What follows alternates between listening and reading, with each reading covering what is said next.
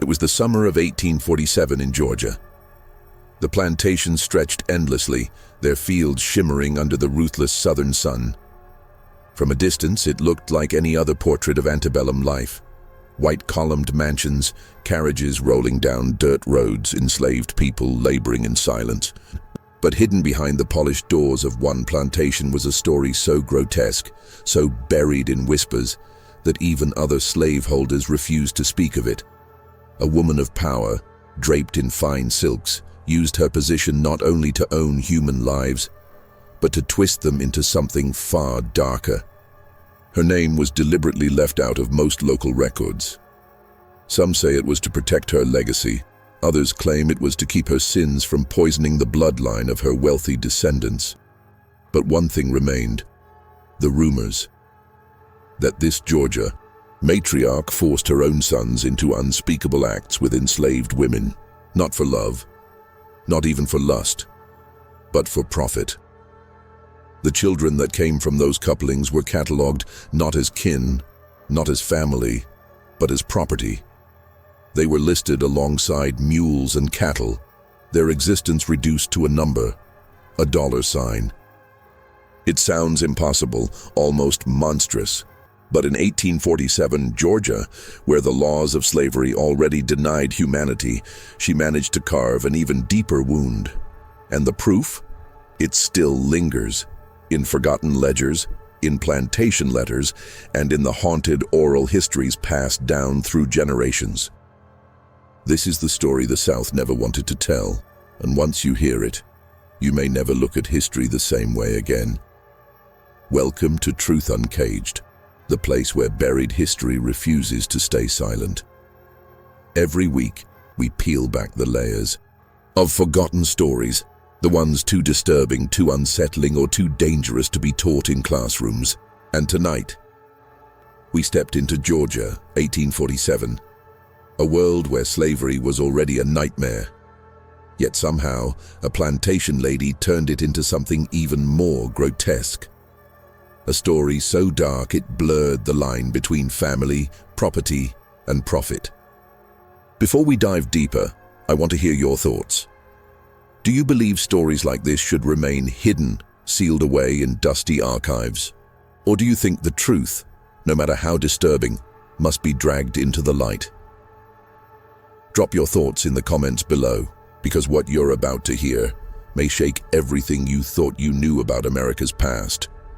But remember, this isn't just a ghost story of history. This is about real lives, real suffering, and the chilling reminder of how far cruelty can go when humanity is stripped away. And with that, let's go back to the plantations of Georgia, where our story truly begins. Georgia in 1847 was a land of contradictions. On the surface, wealth radiated from its sprawling plantations. The white columns of mansions gleamed like trophies of success, their porches lined with rocking chairs and proud heirs sipping sweet tea.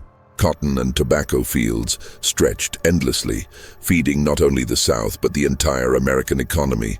But just beneath that polished veneer lay an empire built on human bondage. Nearly half the state's population lived in chains, enslaved men, women, and children who were worked to exhaustion, their bodies treated as tools, their lives as numbers on a ledger.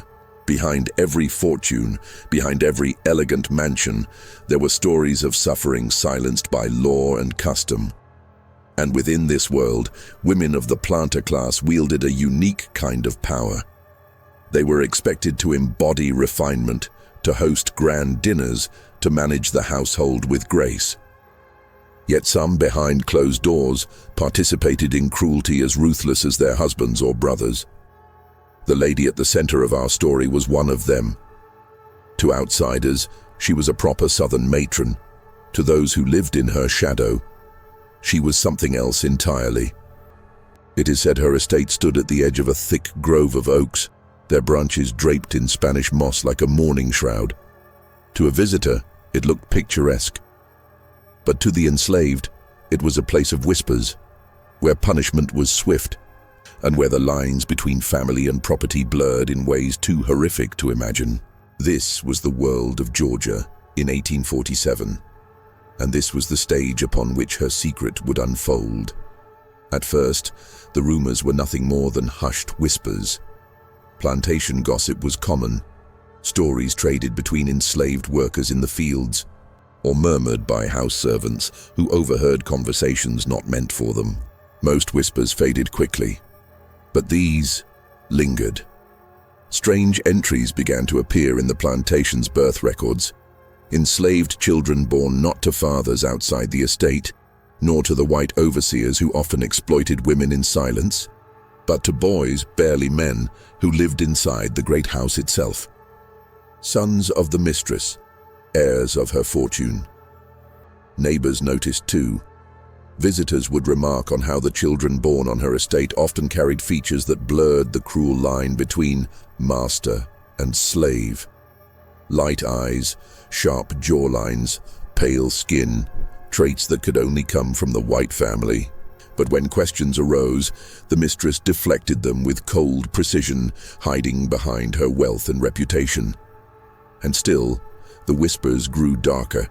Some claimed she orchestrated it, that she demanded her sons test their strength by using enslaved women as they pleased. Others went further, suggesting she ordered specific pairings, not for pleasure but for profit.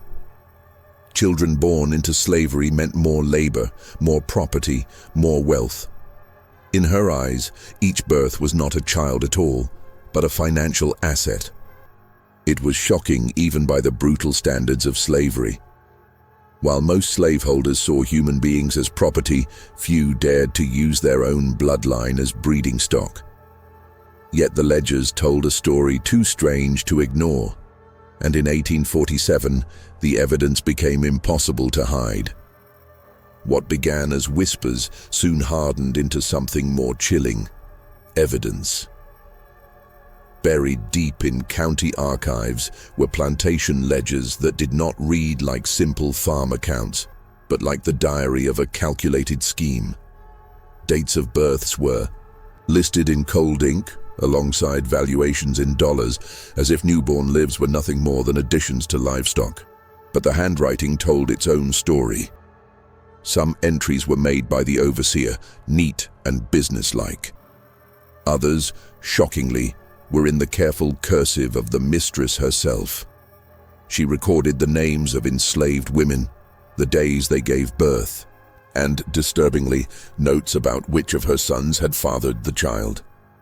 Letters from visitors to the estate hinted at unease. One northern merchant wrote that there was a peculiar resemblance between the house servants and the plantation heirs, a resemblance he found unsettling and indecorous.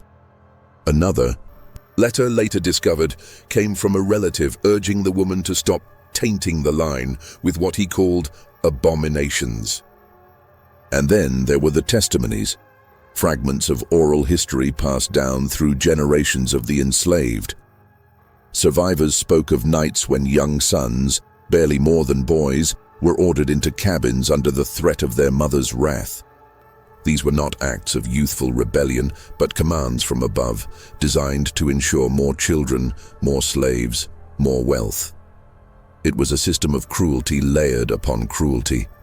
Slavery had already robbed these women of freedom, but here, even, their wombs were commandeered, their children born into chains with the twisted blood of the very family that enslaved them. The further researchers dug, the more the truth began to surface. And with each document, each whispered account, the story grew darker. But the most shocking revelations were still to come. The most damning evidence didn't come from gossip or whispers. It came from the ledgers themselves. Hidden in brittle pages, preserved by accident rather than intent, were records that stripped away any doubt. Columns marked "Increase" listed newborn children alongside hogs and horses. But unlike other plantations, notes appeared beside certain names. White features resembles eldest, half-blood. Historians who uncovered these entries realized what they meant. This was not random exploitation, not the cruel whims of overseers. It was systematic, planned and orchestrated by the woman of the house herself. One entry from the spring of 1847 read chillingly, "Sarah, delivered of male, strong to remain in household." The child, barely a day old, was assigned labor before he had even drawn his second breath. Another note from that same year recorded, "Charity, with son of William. Increase health, value $500. William was no overseer, no passing stranger. He was her own son. The oral histories only deepened the horror. One descendant recalled how her great-grandmother spoke of being chosen for breeding by the mistress, chosen not because of beauty, not because of strength, but because the mistress calculated her body could produce more valuable children. The enslaved women were not given a choice. Their bodies were farms, their wombs treated as fields to be harvested, and perhaps the most disturbing revelation of all, the children born from these twisted unions were never acknowledged as family. They were catalogued, priced, and sold like any other slave. Half-brothers and half-sisters, born of the same bloodline, were scattered across Georgia, carrying a legacy of horror they could never escape. It was cruelty that went beyond the chains, beyond the whip. It was cruelty written into blood itself. But as the years passed, the story only grew stranger and more dangerous. As the years dragged on, the practice did not fade. It deepened. By the late 1840s, the plantation was known among enslaved communities as a place of dread. Mothers whispered warnings to their daughters, knowing that once a girl reached a certain age, the mistress's eyes might fall upon her, not to protect her, but to mark her as breeding stock. The sons, once reluctant participants, grew older. Some embraced the role forced upon them, turning cruelty into routine. Others resisted, but in the shadow of their mother's iron will, resistance was meaningless. Each new child born into bondage was another addition to her wealth, another body to till the fields or be sold for profit. But outside the plantation, whispers turned into scandal. Visitors could not ignore the uncanny resemblance between the slaves and the white heirs of the estate. Neighbors began to suspect what was happening behind the columns and manicured gardens, yet few dared to confront her. The South was built on silence, and exposing her crimes would mean exposing the broader sickness of slavery itself. Still, the ledger entries grew bolder. By 1851, some pages listed children by name with remarks like, "Resembles John strongly, keep near house." These were not accidents of exploitation. These were patterns, cold, deliberate, and organized, and yet perhaps the most twisted element of all was this. She believed herself untouchable. Shielded by wealth, by gender, by the very system that enabled her cruelty, she operated in plain sight. A woman who should have embodied refinement became instead a silent architect of generational trauma. The enslaved bore the weight of her legacy, but the shadow of her crimes was spreading, and soon, history itself would begin to take notice. For decades after the Civil War, her name was buried under layers of silence. The plantation crumbled, its grand halls reclaimed by weeds and time, while her descendants moved on, erasing the darkest chapters of their family's past. In official biographies, she was remembered as a lady of refinement, a devoted mother, a patron of the church. The ledgers, of course, were never mentioned, but history has a way of clawing back to the surface. In the late 20th century, researchers combing through county courthouses stumbled across brittle records that told a different story. Birth entries, sales documents, letters. And then came the oral histories, fragments passed down by the descendants of those enslaved. They told of children who carried the blood of the master's sons, of women who were forced into motherhood not by choice, but by command. Some of those descendants live today. In interviews, they speak of the uneasy legacy written into their DNA, a bloodline tied to both the enslaved and the enslavers. It is a story of survival, but also of betrayal. One woman recalled learning that her great-great-grandmother had been both property and kin, and said, "It felt like the ground shifted under me." The cruelty wasn't just in the whip, It was in the blood. Historians too remain unsettled. They debate whether her story was an anomaly or a darker truth that others managed to hide more effectively. Was she the only one, or simply the only one exposed? The ledgers suggest she may have been far from alone. And so, her legacy is not just that of a single plantation in Georgia. It is a mirror, a reflection of slavery's deepest wounds and how those wounds still bleed into the present. But even with all this evidence, one question still lingers. History often hides behind portraits of elegance. We see the polished faces of Southern aristocracy, the painted smiles of women in lace gowns, the illusion of civility. But when the veil is pulled back, the truth is rarely noble. It is brutal, twisted, and unspeakably human. The Georgia matriarch built her fortune not just on the backs of enslaved labor, but by weaponizing her own bloodline.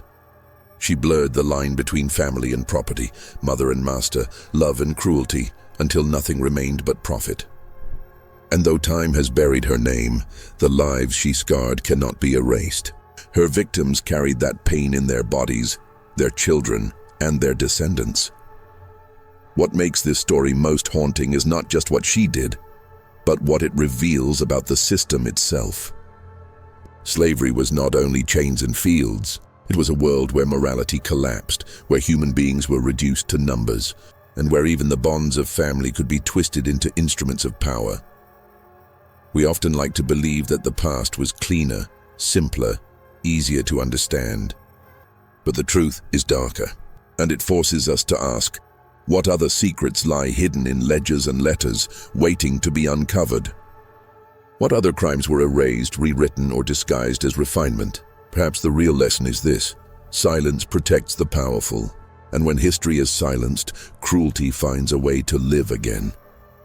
The story of Georgia's plantation lady is not just a secret from 1847, it is a warning, a reminder of what happens when humanity is stripped away, and monsters wear the mask of respectability.